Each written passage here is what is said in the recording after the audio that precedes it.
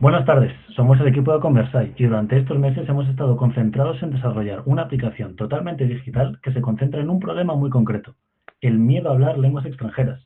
Y es que hemos hecho un diagnóstico completo del entorno de Conversai en España y el mercado potencial de aprendizaje de idiomas es enorme. Ahora mismo hay más de 6 millones de estudiantes que están aprendiendo un segundo idioma y hay más de 8 millones de personas que ya tienen conocimiento de otras lenguas. El análisis PESTEL revela una oportunidad clara. Hay un bajo nivel de fluidez oral en España. Pero ojo, sabemos que no es fácil. El análisis de las 5 fuerzas de Porter muestra una rivalidad alta. Duolingo domina, pero con un nicho desatendido: el aprendizaje conversacional real. Frente a nosotros compiten Duolingo, centrado en la gramática; Elsa, especializado en pronunciación y técnica; y Speak, con diálogos guiados. Pero todos carecen de esa memoria a largo plazo y tutoría adaptativa que ofrece nuestra aplicación. Para ello, hemos desarrollado una propuesta de marketing y nos hemos tenido que fijar muy bien en nuestro modelo de negocio, una startup SaaS de aprendizaje de idiomas basada en inteligencia artificial. Durante el primer año, la estrategia se centra en validar el producto y captar usuarios, mediante principalmente Instagram y TikTok. Utilizamos contenido corto y campañas segmentadas para optimizar el funnel de conversión. También se apuesta por influencers, ya que creemos que el contenido generado por los usuarios ayudará en la confianza y credibilidad de la marca. El segundo año, en cambio, la estrategia evoluciona. Empezamos una fase de aceleración, diversificando canales e incorporando campañas para reducir el coste de adquisición y, a ser posible, aumentar el reconocimiento de la marca. Y finalmente, el tercer año, el objetivo es consolidar la marca y escalar el negocio de una forma sostenible. Ahora pasamos a ver nuestro plan de financiación. ¿Cuánto dinero necesitaremos para la apertura de Conversai? Como veremos reflejado más tarde, en el balance de apertura necesitaremos un capital inicial de 639.100 euros. En cuanto a nuestro plan de financiación, hemos optado por una estructura equilibrada entre recursos propios y financiación externa. Al ser una sociedad anónima, los accionistas aportan parte del capital inicial. Entre los socios se acuerda un capital social de 255.600 euros, lo que representa aproximadamente el 40% de los activos de la empresa. El 60% restante se financia mediante una línea ICO concedida por el banco BBVA. El préstamo cuenta con un TAE del 7,72% y un TIN del 7,46%, con un plazo de amortización de 10 años y sin periodo de carencia. Además, se utilizará el sistema de amortización francés, por lo que la empresa pagará una cuota mensual fija de 4.544,32 euros, facilitando así la planificación financiera.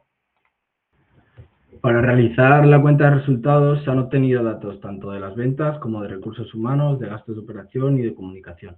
Esta tabla de cuenta de resultados sirve básicamente para ver si la empresa gana o pierde dinero en su actividad. En resumen, lo que esta tabla nos indica es que no existen consumos, ya que al ser una empresa 100% digital no contamos ni con compras de materia prima ni con stock. También que los 2 primeros años los costes de estructura son superiores a las ventas de los productos y por tanto se ve que no se obtiene beneficio todavía, pero lo que más destaca, aunque en estos 2 primeros años la empresa no vaya a generar beneficios, es que a partir del tercer año sí que va a empezar a hacerlo, ya que en este las ventas van a superar a los gastos. El mayor gasto que esta empresa asume a lo largo de los 3 años es el del personal, especialmente en el tercer año, ya que la plantilla se expande y hay más gastos en sueldos. Otro gasto a tener en cuenta es el de la publicidad, ya que se apuesta por nuestro innovador producto y se intenta llegar al máximo número de usuarios en todo momento. Esta publicidad es necesaria para que la empresa se dé a conocer y se pueda obtener beneficios de ella. En conclusión, la cuenta de resultados muestra que Conversai necesita una inversión inicial importante para poder desarrollarse, darse a conocer y crecer en el mercado, que las pérdidas de los 2 primeros años son coherentes con una startup digital en fase de lanzamiento y captación de usuarios, pero la evolución es positiva, ya que las ventas aumentan de forma considerable cada año y al final la empresa consigue obtener beneficios. Por tanto, la tabla refleja que el proyecto no es rentable desde el primer momento, pero sí tiene capacidad de crecimiento y puede llegar a ser viable económicamente. Para el balance, es uno de los estados financieros fundamentales, ya que muestra la situación económica y financiera de una empresa. Este estado financiero se estructura en tres grandes bloques, como se puede apreciar. Por un lado, el activo, que incluye todos los bienes, derechos y recursos de la empresa. A su vez, se divide en activo no corriente y activo corriente, ordenados de mayor a menor liquidez.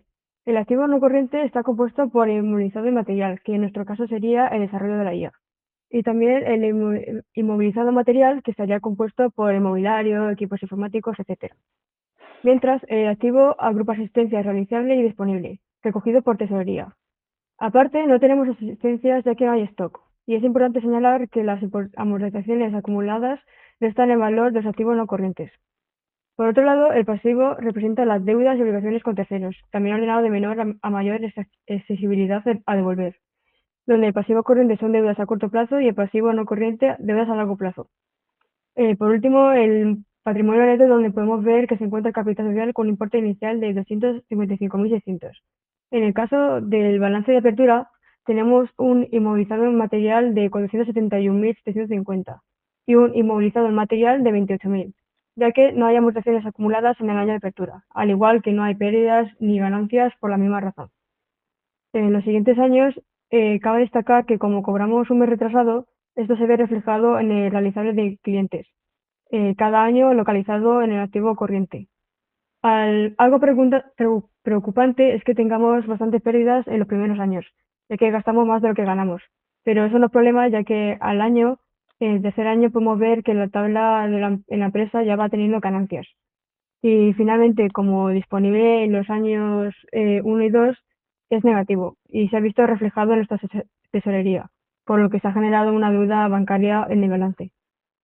En la parte de tesorería, nuestra empresa parte con un capital social de 255.600 euros y un préstamo de 383.500 euros, suponiendo un total de 639.100 euros en entradas monetarias, de los cuales vamos a destinar unos 471.750 euros en el desarrollo de nuestro producto y unos 28.000 euros a la adquisición de inmovilizado material, los que nos dejaría un total de 139.263 euros para la tesorería del primer año.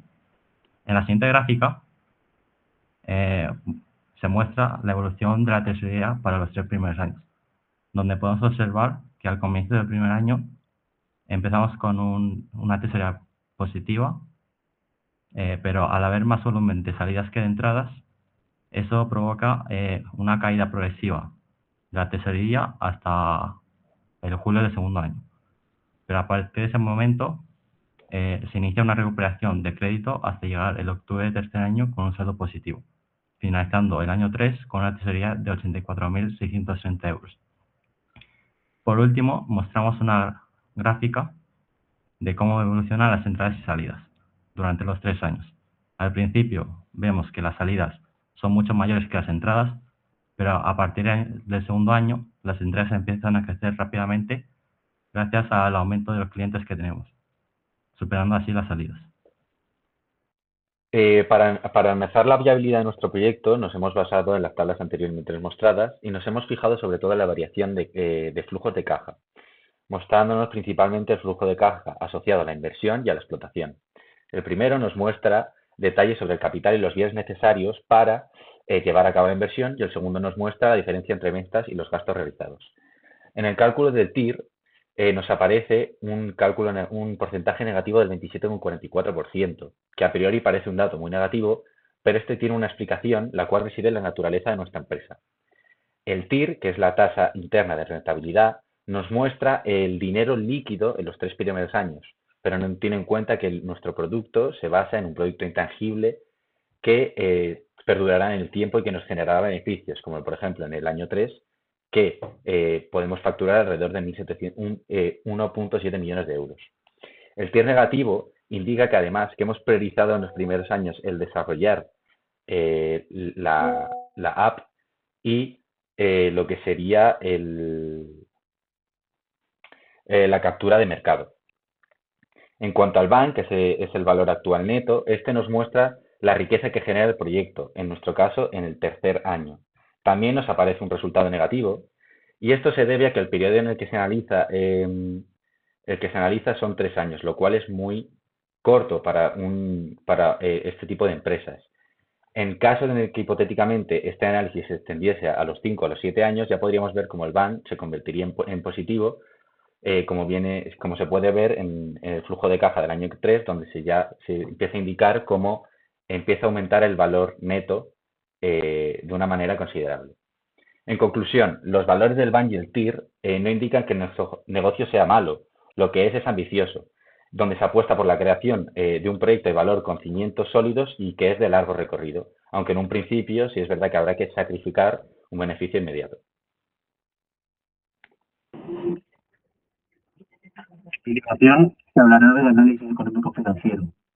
En estos indicadores podemos observar que la empresa empieza a ser viable a partir del tercer año.